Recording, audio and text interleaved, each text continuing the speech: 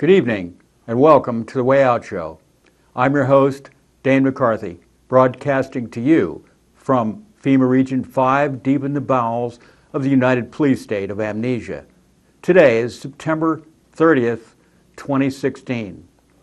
And I don't have any videos for you today, but I wanted to talk about what's going on in England because I just got back from a trip. I was 2 weeks in England, in London, in the rural areas in southwestern England, around Wiltshire and Somerset, in that area. And what I found was absolutely fascinating. And I think that it's important that the American people get a heads up about what is really happening in that country. Now, if you've been watching, listening, reading about the events unfolding in Great Britain, you will know that BREXIT happened a couple months ago. Very unexpectedly, it passed, the referendum passed, and the message to the government of Great Britain and the United Kingdom was very clear that the people of Great Britain, particularly in England, want out of the European Union. And you might wonder why. Many of the American pundits are spinning this in a way which I think, and many other people think, is not true. It is a false spin that they're putting on the vote. They're saying that the British people who voted for Brexit didn't really understand what they were doing. They're ignorant, they were low information, uninformed voters who just voted, and they were sold a bill of goods, and they were lied to by Boris Johnson and Nigel Farage and the others who were part of the Leave campaign to get the United Kingdom out of the European Union. And you might wonder why. Well, isn't the European Union a good thing? Isn't it great that you will have a sort of United States of Europe with travel between countries unimpeded by having to show your passport, having a common currency, the euro, having the ability to move between countries without any impediment. You can go anywhere you want. That is the idea. A lot of the young people in Great Britain, in England, think that this would be the millennials, I guess. They think that, well, I can go over to Europe and get a job, no problem. I can just move to any country I want. Well, sure, but the only problem with that is that it's mostly not the people of the United Kingdom who are going to be benefited by the open borders, the free movement between the countries that are in the European Union. The people who will be benefited are those fringe countries like the Eastern European countries in which the minimum wage is something like £1 an hour. And they will be desperately trying to get into Great Britain where the minimum wage is over £7 per hour. So that for just an ordinary laboring job, minimum wage job. So why would a young millennial person in Great Britain want to move where the jobs are and get lower pay? And not only that, but before there even was a European Union, if a person in Great Britain got a job, got interviewed, got hired by a company, let's say in France, that French company would find a way to get that young person over across the channel to Paris or whatever city, whatever the location of that job would be. Just like if I, as an American citizen, were hired by some European company, that company would find a way to get me the visa, get me the work permit, all the papers that were necessary, and I could get over there. It would happen. But it's like these millennials, they like this idea of the free movement, no hassle, but this comes at a price. This is the carrot that lures you in. This is the bait that lures you in. And of course there's the ideological motivation to create a United States of Europe, a superstate, if you will.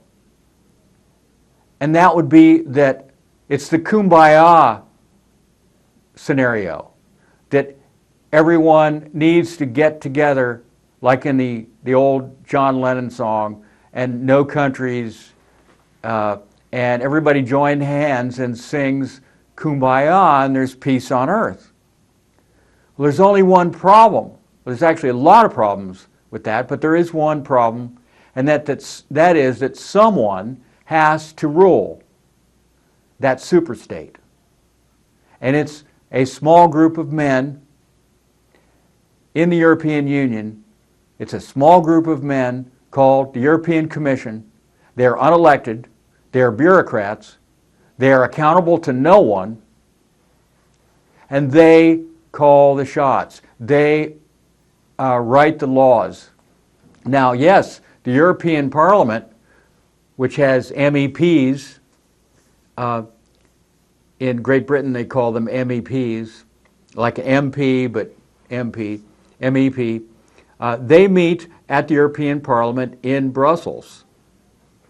But just listen to Nigel Farage sometimes, who is an MEP and represents his constituency in Great Britain, in England, and listen to what he has to say about the power that the European Parliament has, which is almost nil.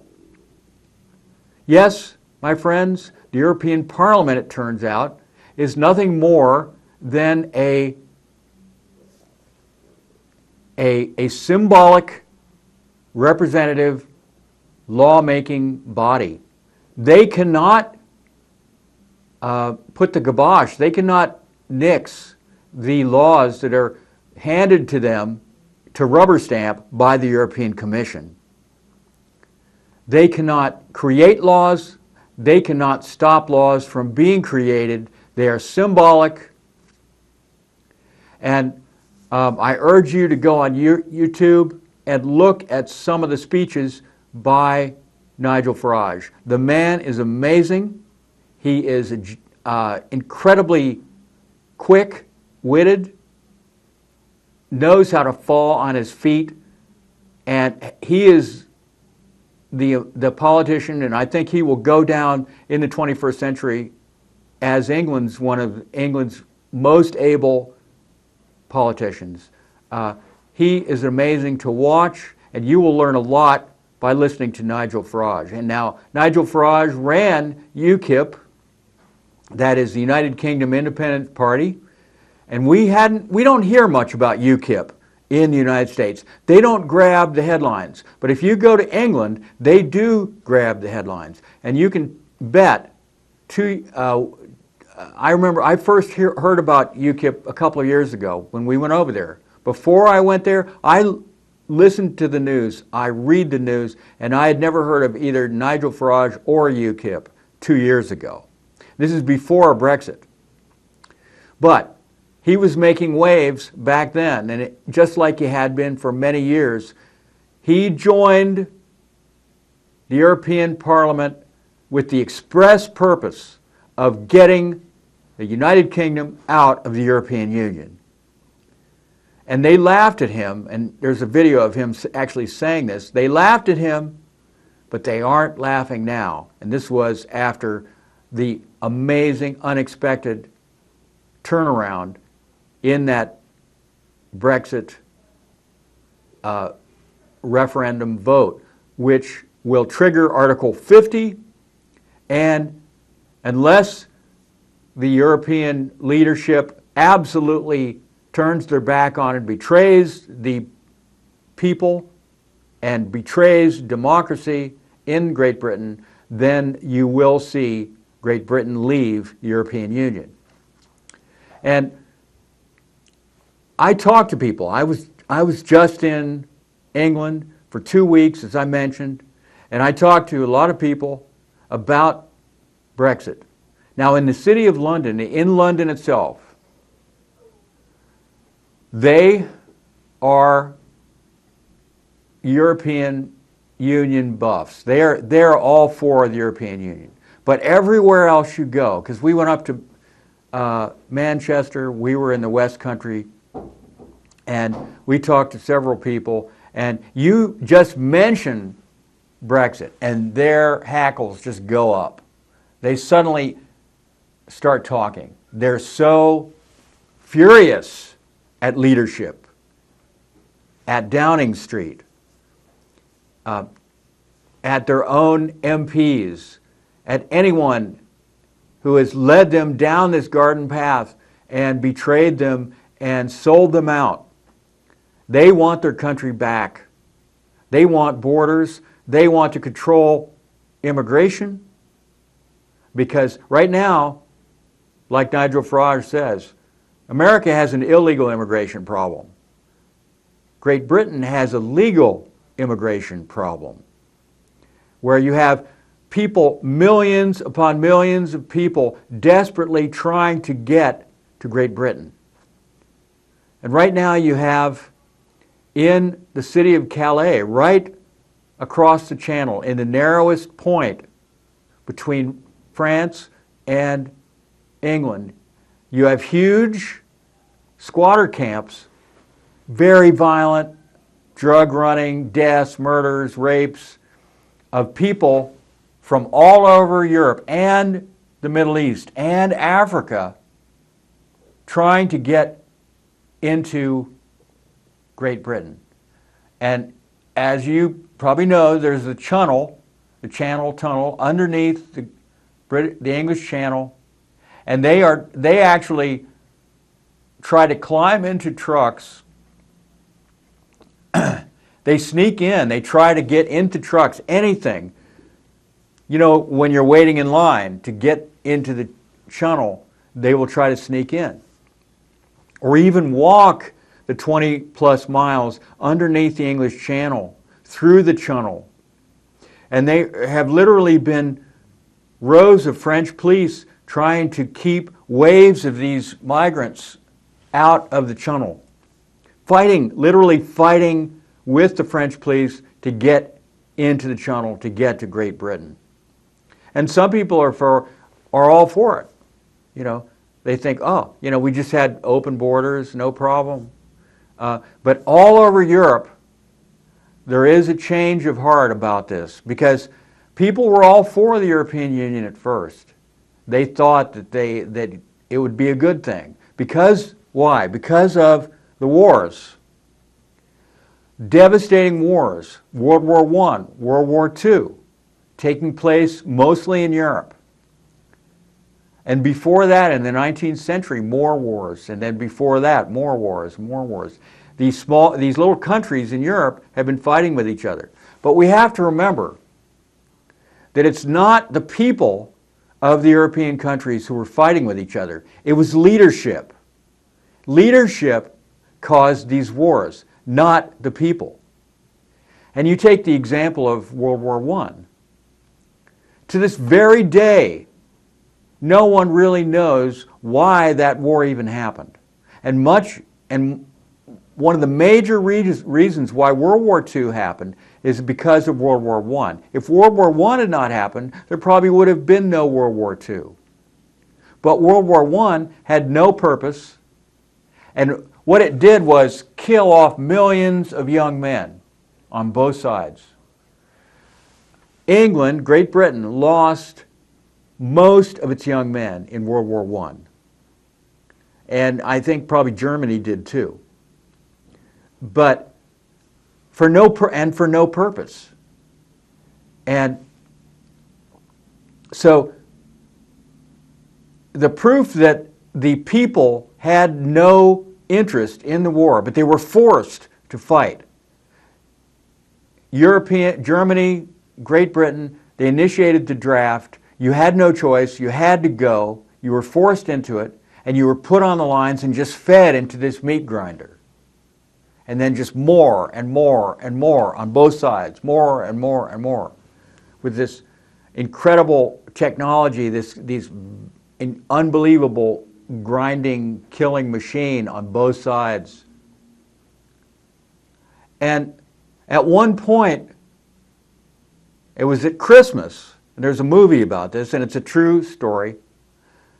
Both sides were sitting in their trenches, and somebody started singing a Christmas carol on the other side. Maybe it was the Germans, maybe it was the English, I don't remember. And pretty soon they were singing Christmas carols to each other. And then all of a sudden, all the soldiers in this one part of the trenches, because these trenches just went on for miles and miles and miles, just got up out of their trenches and hugged and they greeted each other. They were friendly. They exchanged gifts. They wished each other a Merry Christmas. They began playing games, you know, like soccer and stuff, and just having a good old time. And they stopped that war. That war was over for those men, for those young men. They had they didn't have any reason to fight each other. They didn't know any reason to fight each other. And given the opportunity, they ended that war right there. But what happened? And this is well documented. Leadership was absolutely furious. They wanted this war to continue on both sides. And they selected out certain individuals almost at random, and they shot those men on both sides. And they were tried, there was court-martials, and they were punished.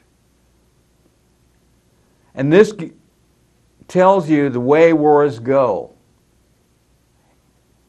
The leadership is the cause of the wars in general. Now, this, I think, goes across the board. Yeah, people do get caught up in it. Some people do really get caught up in it. The propaganda. And yes, sometimes groups of people do kill and go crazy and they invade, and it's just a popular thing. It catches on, you know, it's a war fever. They're all into it. They all get into it. But what sparks that? But anyway, okay, so even though they've had wars, most people would be able to live together in peace without giving up your personal sovereignty to your leadership, giving up your national sovereignty to an overarching leadership. I mean, leadership causes most of the problems in the world anyway. And I think Trump said it really well. He said, we would have been better off if our leaders had just done nothing and just sat on the beach for the entire 4 or 8 years that they were president, or for the 2 years of the Congress, or 4 years of the Senate. House of Representatives, 2 years.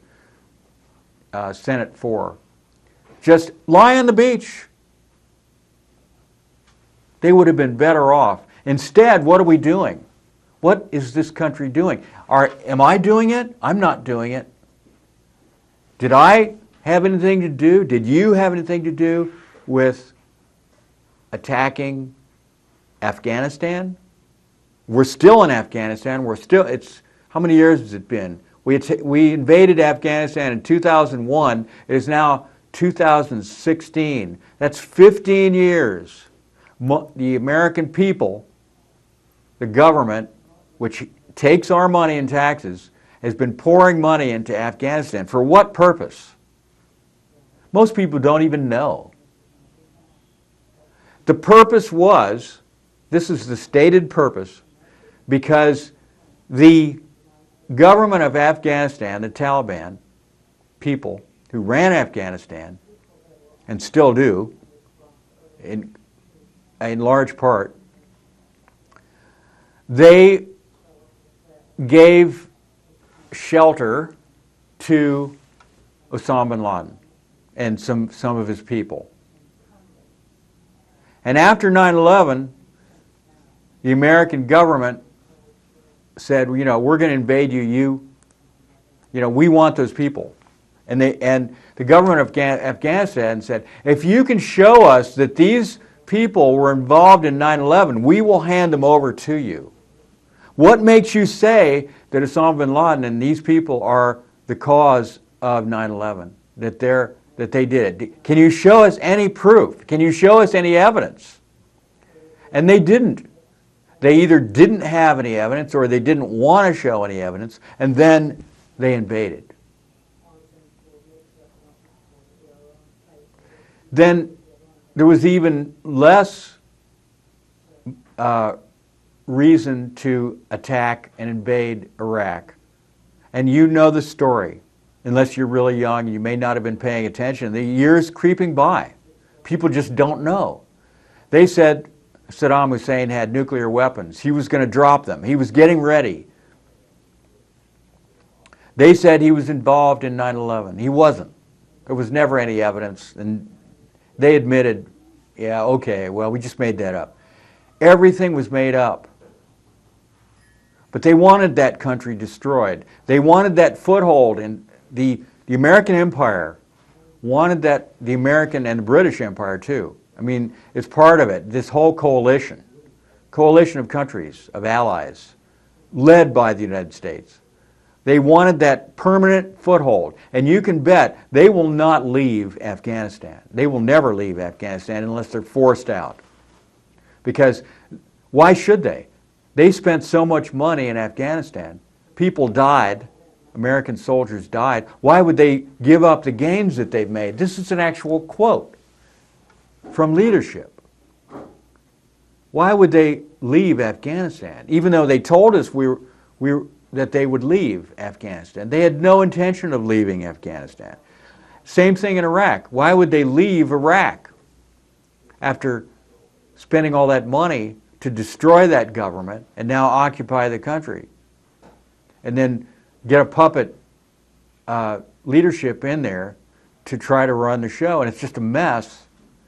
Over 1 million Iraqis dead, 4 million displaced. Who knows that the psychological trauma, the physical trauma, the destruction of the country, the permanent poisoning of the soil. You have a very sandy soil, the wind blows, the dust around. How is it poisoned? With depleted uranium in the ordnance, 50 caliber and above. It'll blow around forever in that dust in Iraq. And when someone breathes in a hot particle and it sticks in their lungs, then it just sits there and radiates. And it causes all kinds of havoc for women who get pregnant, birth defects, cancer, birth defects.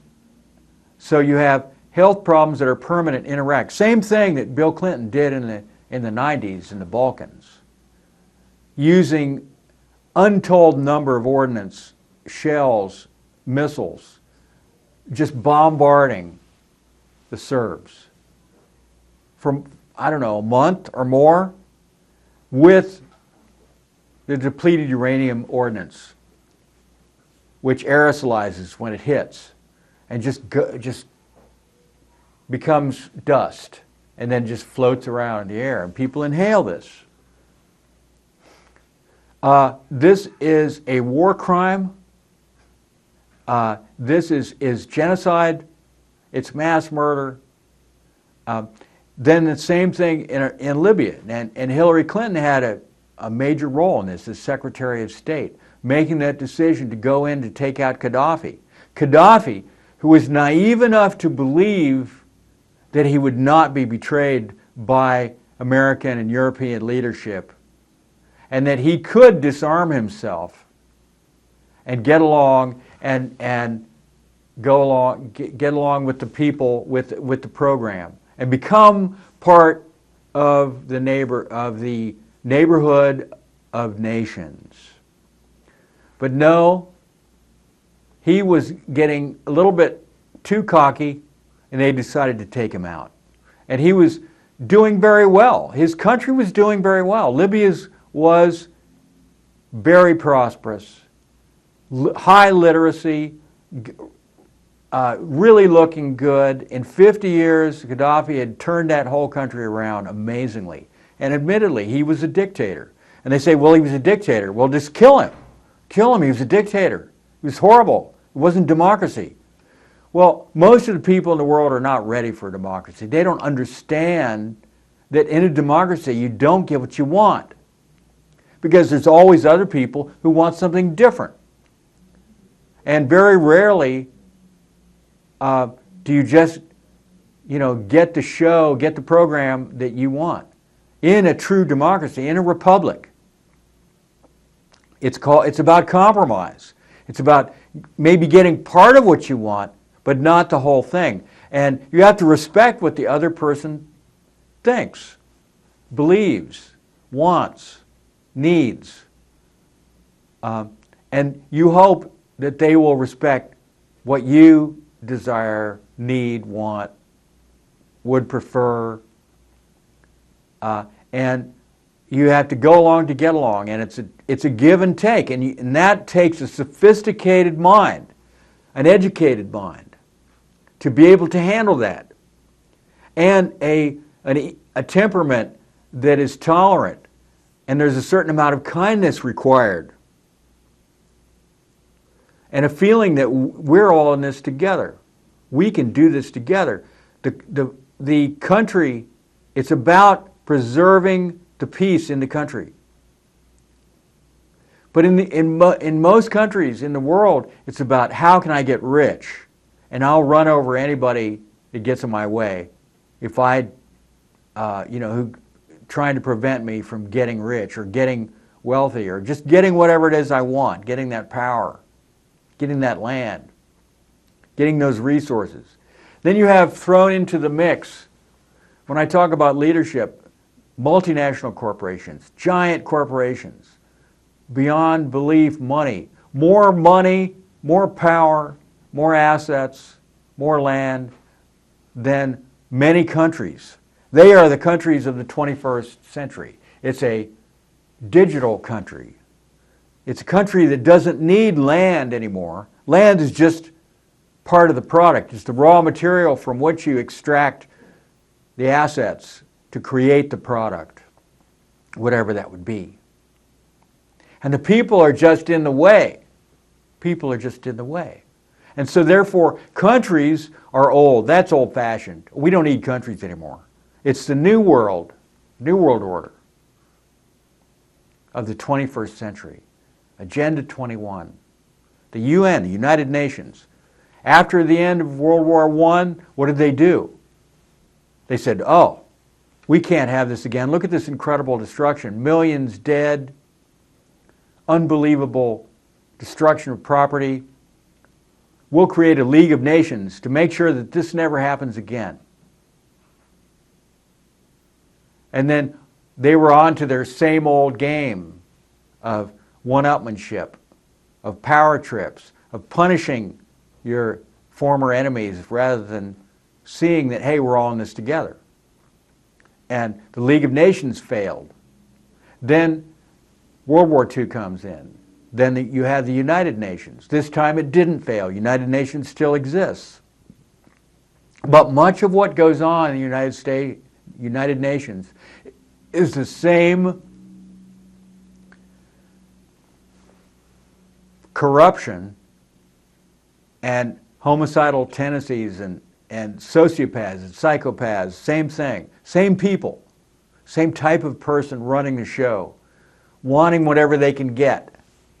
The blue helmets, the UN peacekeeping forces, are in many places of the world feared and hated because of the depredations that they make against the people that they are supposedly trying to help.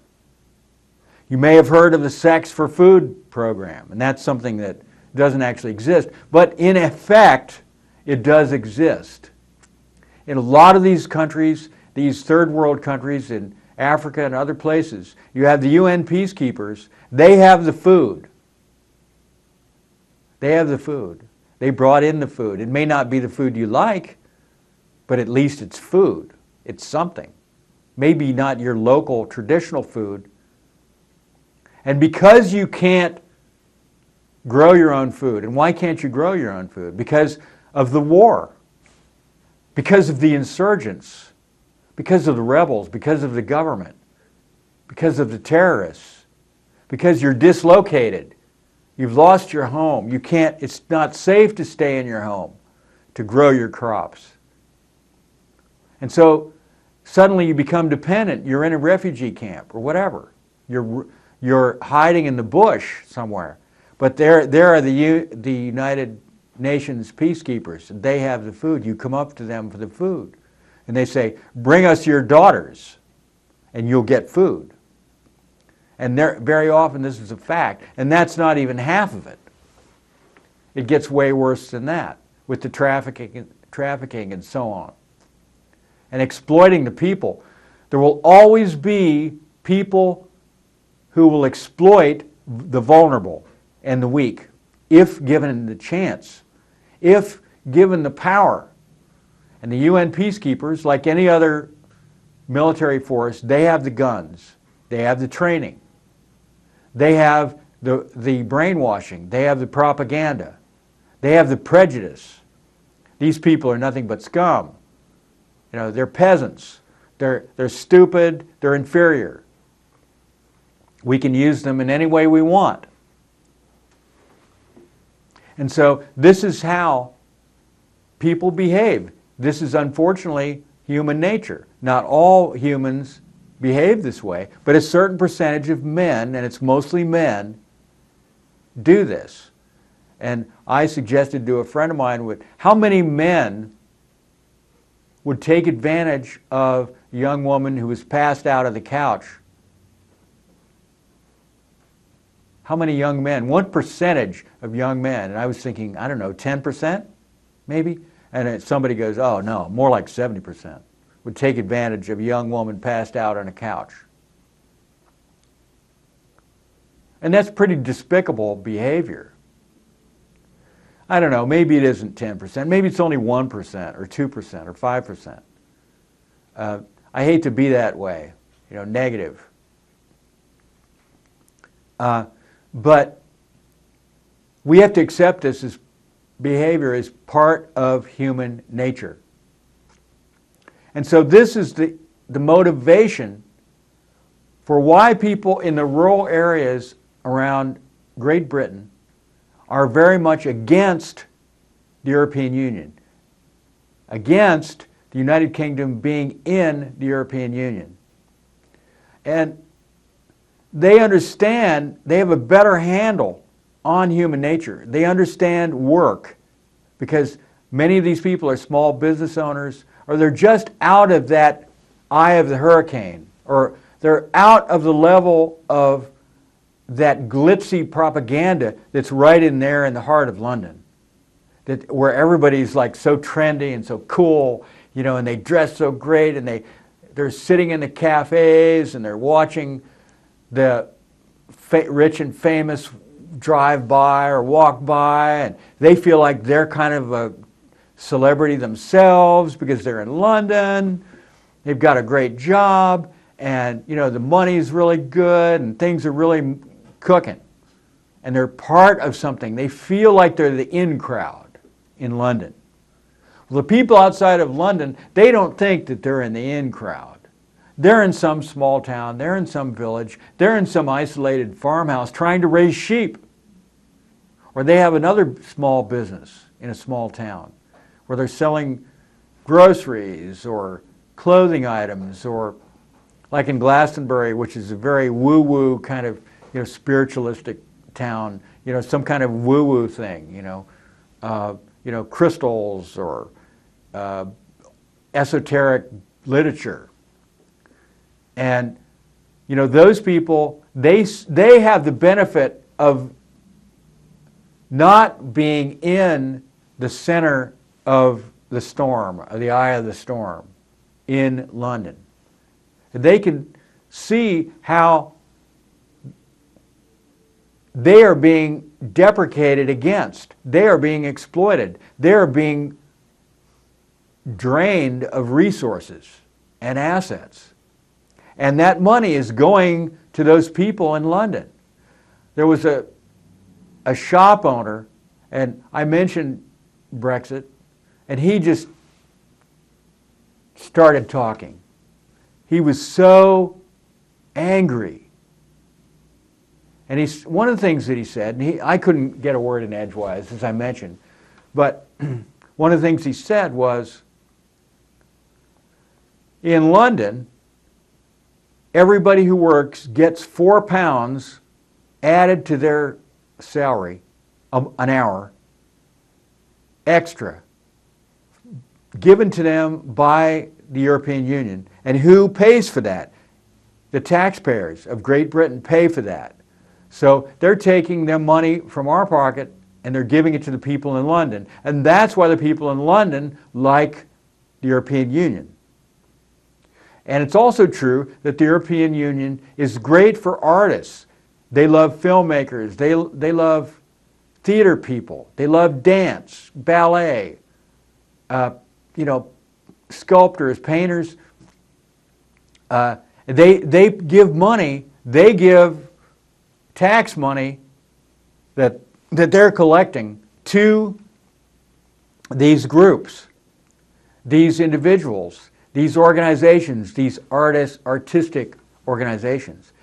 And there's a reason for that, of course, is that they want to get those people on their side because those people, the artists, they're creating products that they get talked about in the Times, in the Guardian, in the Telegraph. They have shows, they have galleries, they have plays. And they talk among themselves, and they have power. And they can talk up the European Union. And as long as they're getting money from the European Union, you can bet they're going to support the European Union. But who is losing out, and why are they losing out in the United Kingdom? It's like the fishing industry. It's like the sheep farmers, the people who are growing crops. All the rural people are being sucked. The money is just being sucked out of them. The regulations that are being created by an army of highly paid bureaucrats in Brussels. Brussels, in Belgium.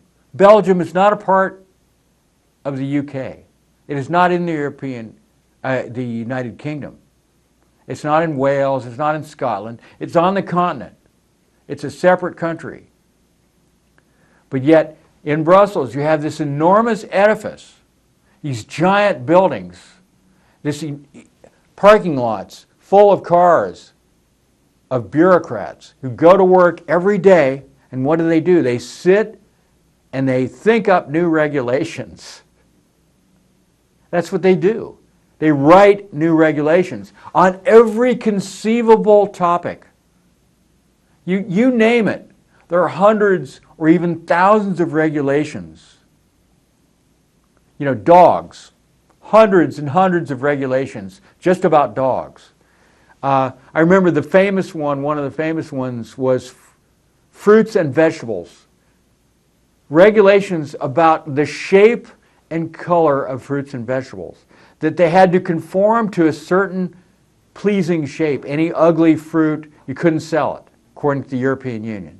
And I think they might have they were so embarrassed by that, they got rid of that. But they write more and more and more. This shopkeeper in Glastonbury that I talked to, he's the husband of Linda Ravenscroft. Linda Ravenscroft, you can look at her online, is an absolutely amazing artist who does mostly women, fairy women in these gauzy outfits with the pointed ears and beautiful hair and beautiful faces. And you just see one of her paintings or prints of one of her paintings and you just go, wow, that's amazing. I want that on my wall in a frame or something like that. A lot of people do, particularly women. They really go for it. So she's a fantasy artist, and they're very, very successful. Anyway, they have this shop. They're about to move to a bigger shop, actually. They were in Cheshire, and then they decided they would move somewhere else. They went to London for a while, and they hated that. And he explained to me why.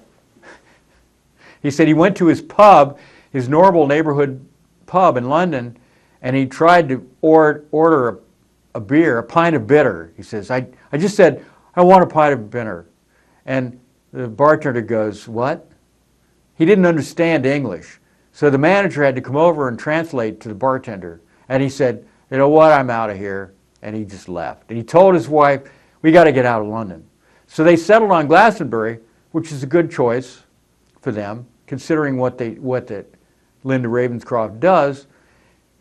Her husband told me that Linda's artwork is being sold in all the shops in Glastonbury anyway, so why don't they just start their own shop? So they got this shop, and it's all her stuff. It's amazing. Every conceivable application of her art, from paintings to posters to jewelry to handbags. Anyway, it goes calendars, you name it. Anyway, he said across the street, see that building that's being renovated, this big building, right in the heart of High Street, right in the middle of town, the city center in Glastonbury. That's where we're getting. We're moving to that location. It's a former bank. We'll be living upstairs. Linda will be able to teach. She loves to teach art. And then down below will be the shop that sells her art. And it's right next to the amazing inn called the George and Pilgrim Hotel that has been there since like the 1400s, the late 1400s, because it housed pilgrims to the Glastonbury Abbey, which no longer exists. It was destroyed by Henry VIII. There's ruins, you can see, but most of it is gone. Pretty amazing. But anyway, yeah, this hotel, we stayed for 3 nights. Amazing place. Half timbered in a lot of the interior walls. Half timber is the old Tudor style, where you can see the bones, the wood structure, and then it's a stucco in between and makes patterns, and it looks really cool. So this guy, Mr. I don't know what his name is. I forgot. I didn't even ask him what his name was. He doesn't know my name either. We just talked. We had a lot to talk about. Mostly it was him talking. I didn't even get to talk that much. But he was really amazing. He said, look, you know, to give you an example of what I run into as a small business owner in Great Britain, I'm just going to give you one example. Do you know, he says, the glue that you use to put the fairy ears on, or like the Mr. Spock ears, the pointed ears or whatever, and you can put them on, and you put these ears on, they look really good, and they won't come off.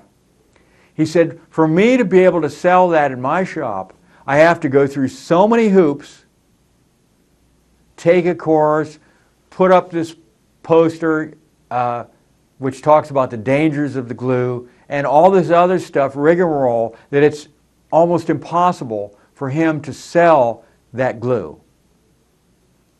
But he said, anyone can go online and just simply hit the buy button and buy that glue without any problems from the, I assume Amazon or whoever is selling the glue, because it's online. But because, he said, because I have a brick and mortar, an actual store, I do not get the opportunity to be able to sell that glue. So is this fair? No, this is not fair. Is this a way of undermining the ability of small business owners to do business? Yes, that's what this is. Because online, who's running this show? Is it Amazon? Is it some big corporation which has this product that's worldwide? You can get this product and they can undercut you. Yes, that's what's going on here. And this is just an example. The sheep farmers. You can watch the internet. You can look at the internet and listen to what the sheep farmers have to say in Great Britain about how they're being destroyed, put out of business, bankrupted, harassed by these big corporations. The bureaucrats in Brussels are essentially working for multinational corporations. And they're writing 10,000, 20,000, 100,000, page after page after endless pages of endless regulations to make it more difficult for the small business owner, the standalone mom and pop store to actually exist. The farm, the family farm that it's been in operation for hundreds of years, sheep farming, can now barely survive. I saw a documentary when I was over there. I mean, this kind of thing is totally out there for anyone who wants to find out about why people would vote to get out of the European Union. That way, the leadership, the elected parliament of Great Britain makes the laws.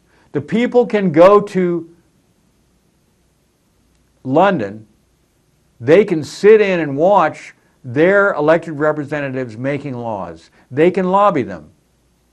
They can talk to them. They can call them. They have access. Those elected representatives have accountability. They can throw out the prime minister. They do it. They can call for elections. They can get rid of, like for instance, David Cameron. He was the last one. The last Labour prime minister. And he quit after the BREXIT. He was the one that gave the British people, the people of the United Kingdom, the opportunity to vote on whether or not they would be in the European Union. And he was gambling. He was gambling that they would stay because of the great benefits of the European Union, supposed benefits. But he was wrong. And he quit after that because people didn't want him. No one wanted him. He was gone. His career's over, essentially. And so he was way out of his league. He had no understanding. He's isolated. He's in London, where everyone is just going, yeah, we love the European Union. They're great. They give us all this money, you know, to fund this, to fund that, to build this big building, this skyscraper. The multinational corporations are good to us, all these goodies.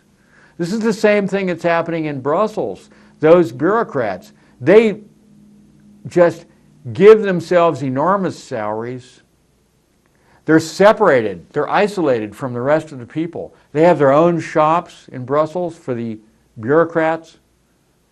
High-end goods, luxury. They're getting rich, the bureaucrats. They're getting incredibly, incredibly rich. And this is one of the reasons why the European Union is beginning to fall apart. People are waking up. It's not only in Great Britain. Great Britain was just the first shot. That was the first major victory, Brexit, against the depredations of the anti-democratic European Union, which is only part of the bigger picture. The people who are in leadership positions have been working on creating a superstate out of Europe for 100 years or more. This goes all the way back to the Fabian socialists, people like H.G. Wells, who predicted the future and believed that the world needed to be run by a small group of men. That democracy was really not the future. The democracy was an anachronism from the past and no longer would operate in a future society. He wrote science fiction books about this and predicted how things would go in the future. How did he know? How did he know? He was in on the planning for the 21st century.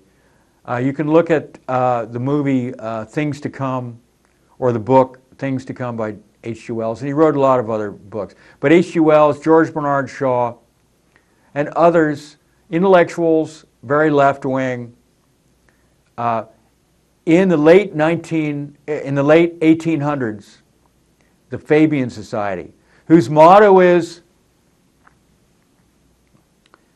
a wolf in sheep's clothing. They have an image on their coat of arms of literally a wolf in sheep's clothing. And they openly brag of using deception to get their aims, to create a socialistic, non-democratic world. And people are waking up to this.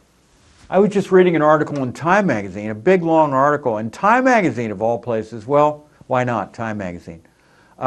Talking about how all these countries in Europe are now voting against the European Union, attempting to push back against the depredations of the European Union. In Austria, in Germany, in France, in the Netherlands, I believe even in Sweden and other places like this, they are realizing that this is not good for us.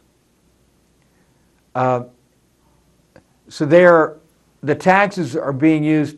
They're using their taxes basically in the old way that you rob Peter to pay Paul, and it just goes around in a big circle.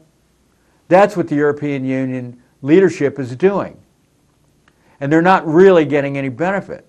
And as people wake up to the anti-democratic goals of the European Union, they're pulling back.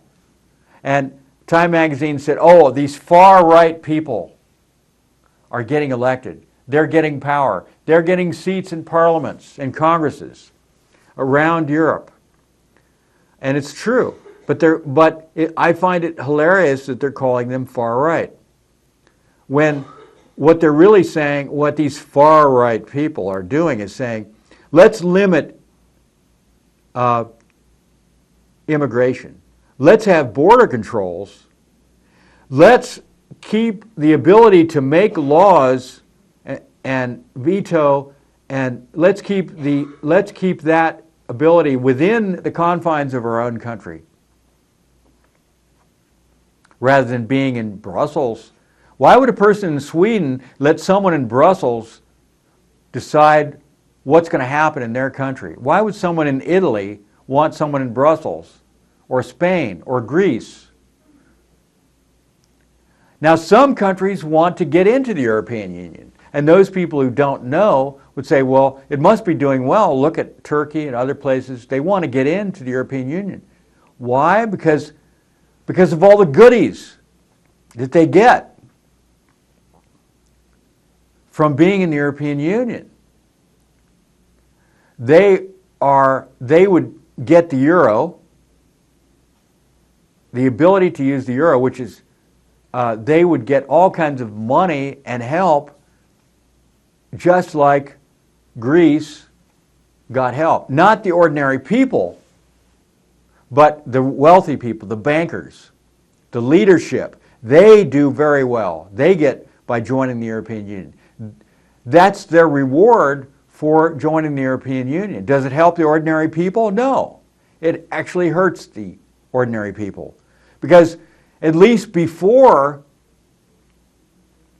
when you still had national sovereignty in your country, you knew who was raping you. You knew you could get your hands on that person who was corrupt and robbing you. But in the European Union, you can't. They're faceless bureaucrats. Most of the presidents of the European Union are unknown. The people of the European Union don't even know who they are. And I'm not saying that they're stupid or ignorant. They just don't know because these people stay out of the spotlight. Pretty much. They're hidden behind these high walls. And the mainstream media, which is the lapdog of leadership, because that's where the goodies are, they won't go after these people. And the wars, the constant wars, that's what keeps the whole ball rolling, is war. War is good for big business. It's terrible for ordinary people. It's terrible for the people who have to fight it. It's terrible for the victims of war. But it's great for the warmongers, the makers of the machines of war, the gun makers, the airplane makers, the bomb makers, the people who are, spreading around the depleted uranium, the people who have that. What do we do with this? You have enriched uranium, and then you have depleted uranium.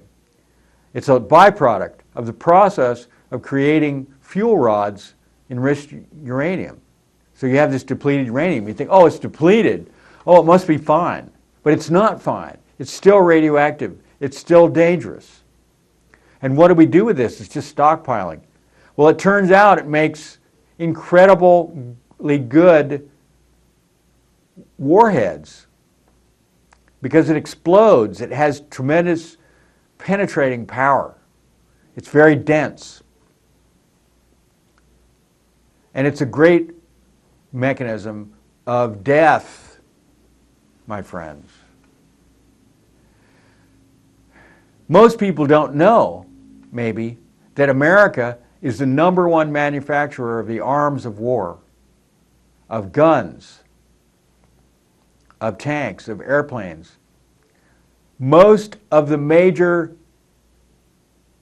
creators of various weapon systems are American companies. And so they have a vested interest.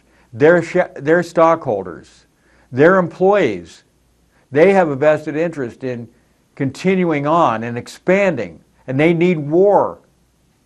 They need their product to be used. So people think, well, people are against war. Everybody's against war. No, not everyone is against war. Some people benefit. They like war. I'm sure they wouldn't like it if it happened to them, but they don't think that's going to happen. They feel insulated from the depredations and the insanity of war. So you have a situation in which, as long as people stay ignorant, they will fall into this trap over and over and over, as they have all through history. But once you know and you learn and you educate yourself, then you can understand and you can change the situation that you're in. That's all for today. Have a great weekend and sleep well.